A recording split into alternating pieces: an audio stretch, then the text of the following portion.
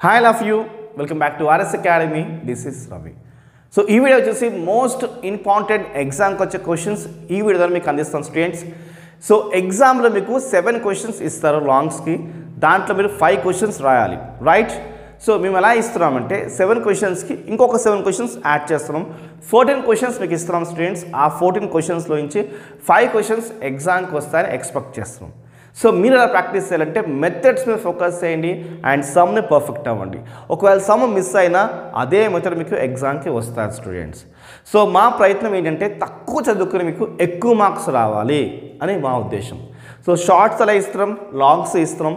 వేరే సబ్జెక్ట్స్ కావాలంటే description link ఇచ్చిన స్టూడెంట్స్ క్లిక్ చేసి చూడండి. సో మీ నుంచి మేము కోరుకునేది ఏంటంటే ఒక లైక్ అండ్ సబ్స్క్రైబ్ అండ్ మీ ఫ్రెండ్స్కి షేర్, ఓకే? అండ్ సపోర్ట్ చేయండి స్టూడెంట్స్. మిగతా సబ్జెక్ట్స్ అన్నీ మేము కంప్లీట్ చేసి కింద ప్లేలిస్ట్లో పెడతాము. మీరు ఎగ్జామ్లో మంచి మార్క్స్ సాధించాలని మనస్ఫూర్తిగా మీ అందరికీ ఆల్ ద బెస్ట్ చెప్తున్నాను స్టూడెంట్స్. మంచి మార్క్స్ సాధించండి అండ్ ఫ్యూచర్లో ఇంకా మీరు ముందుకు వెళ్ళాలని కోరుకుంటున్నాను స్టూడెంట్స్. సో మనం వీడియోకి వెళ్దామా? Physics intermediate second year long and short questions మనం చూద్దాం. ఫస్ట్ లాంగ్ 6 క్వశ్చన్స్ చూద్దాం, దాని తర్వాత షార్ట్స్కి వెళ్దాము. సో మనం ఫస్ట్ క్వశ్చన్ చూసుకుంటే మీకు స్టేషనరీ వేవ్స్ మీద మనం క్వశ్చన్ ఇచ్చాము. స్టేషనరీ వేవ్స్, అది కూడా ఓపెన్ పైప్ బేస్ మీద క్వశ్చన్ ఇచ్చాము. అండ్ దానికి సంబంధించిన క్వశ్చన్ కూడా మనం నీట్గా ఇది సమ్ ఇచ్చాము స్టూడెంట్స్, ఓకే? ఆ క్వశ్చన్ సంబంధించిన సమ్ ఇచ్చాము. దీంట్లో మీరు గమనించాల్సిన విషయం ఏంటి అంటే మనకి ఇక్కడ వాల్యూస్ మారుస్తాడు.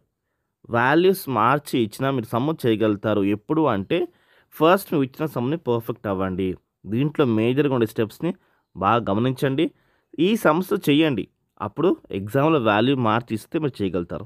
మీరు ముందే ఫిక్స్ అయిపోయి వాల్యూస్ మార్చిస్తారు కాబట్టి ఈ సమ్ చేసిన వేస్ట్ అనుకుంటే ఎగ్జామ్లో ఆ సమ్ కూడా చేయలేరు. కాబట్టి మీరు ఇక్కడ ఫస్ట్ ఇచ్చిన వాల్యూస్తో సమ్స్ చేయండి. దాని తర్వాత ఎగ్జామ్లో క్వశ్చన్ మార్చి ఇచ్చినా మీరు ఈజీగా హ్యాండిల్ చేయగలుగుతారు, ఓకే? సో అది గమనించండి. దాని తర్వాత నెక్స్ట్ వచ్చేసి మనకి stationery waves, explain the formation of stationery waves in a structural string కోసం మనం ఇచ్చాము. అండ్ దానికి సంబంధించిన సమ్ కూడా ఇచ్చాము. క్లియర్గా అబ్జర్వ్ చేయండి. లెంత్ వచ్చేసి 0.6 m ఇచ్చాము. సో ఇక్కడ మనము ఇచ్చిన లెంత్ వాళ్ళు మారుస్తారు అండ్ ఫ్రీక్వెన్సీస్ మారుస్తారు, డెన్సిటీ మారుస్తారు, ఇచ్చి సమ్స్ ఇస్తారు. మీరు ఏం చేయాలి అంటే ఈ వాల్యూస్ మీద సమ్స్ ట్రై చేయండి. అక్కడ వాల్యూస్ మార్చినా మీరు ఈజీగా చేయగలుగుతారు. ఇది సెకండ్ క్వశ్చన్ మనం ఎక్స్పెక్ట్ చేస్తుంది. సో మనం 6 క్వశ్చన్స్ ఎలా ఇస్తున్నాము అంటే దీంట్లో నుంచి అట్లీస్ట్ 2 క్వశ్చన్స్ రావాలని ఉద్దేశంతో ఇస్తున్నాను, ఓకే? దీంట్లో బీ పార్ట్లో మనం వెలాసిటీ ఆఫ్ ప్రొపగేషన్స్ కూడా ఇచ్చాము, ట్రాన్స్వర్స్ వేవ్ సంబంధించి. సో గమనించండి, ఈ ఫస్ట్ అండ్ సెకండ్ మనం ఫైండ్ అవుట్ చేయమని ఇచ్చాము. క్లియర్గా మేము ఎక్స్పెక్ట్ చేస్తుంది ఎలాగైతే ఇచ్చామో అలా చూడండి ఒకసారి, మీకు ఖచ్చితంగా మీకు ఎగ్జామ్లో హెల్ప్ అవుతుంది, okay? So next third question చూసుకుంటే మనకి state the working of potential metres కోసం ఇచ్చాము.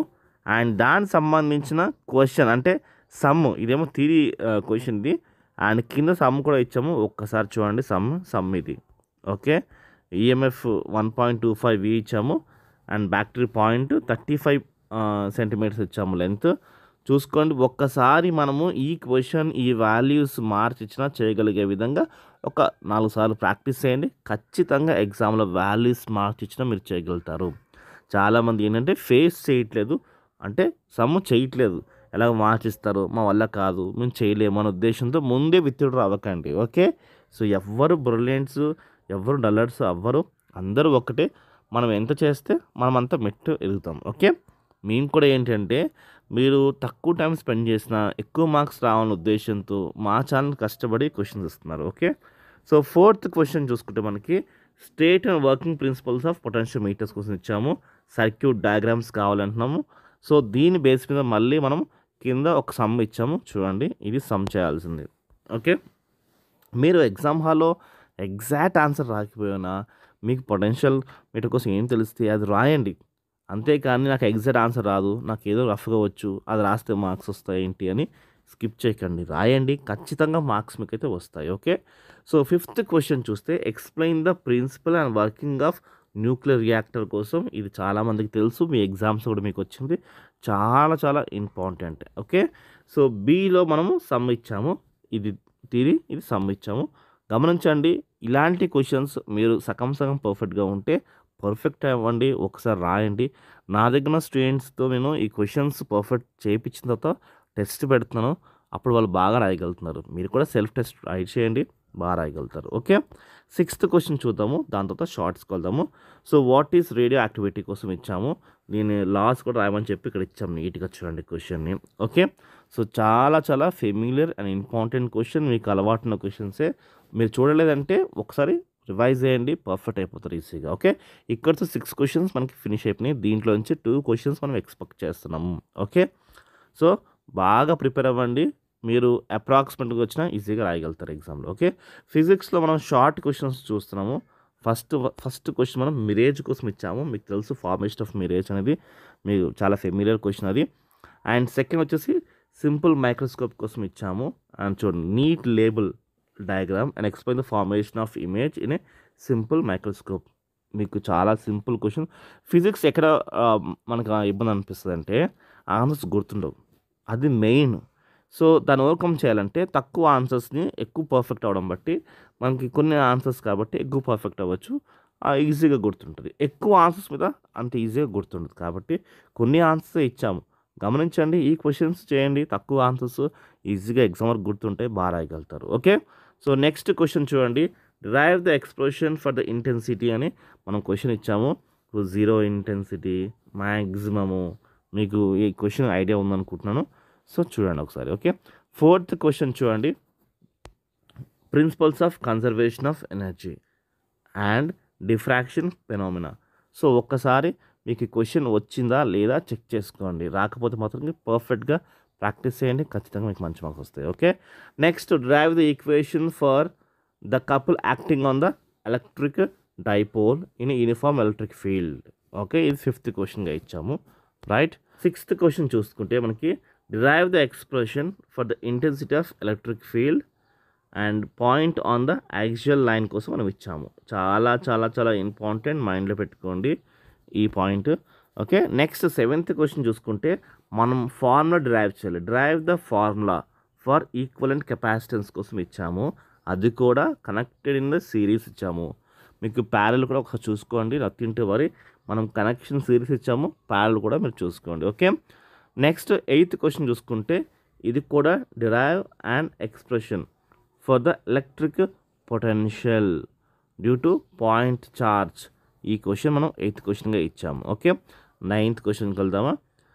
ఇది చాలా చాలామందికి తెలిసిన answer. State and explain the Biot Savart law. చాలా చాలా ఈజీ ఆన్సర్, చాలామందికి తెలిసిన ఆన్సర్. నెక్స్ట్ 10th క్వశ్చన్ వచ్చేసి మనకి యాంపియర్స్ లా ఇచ్చాము.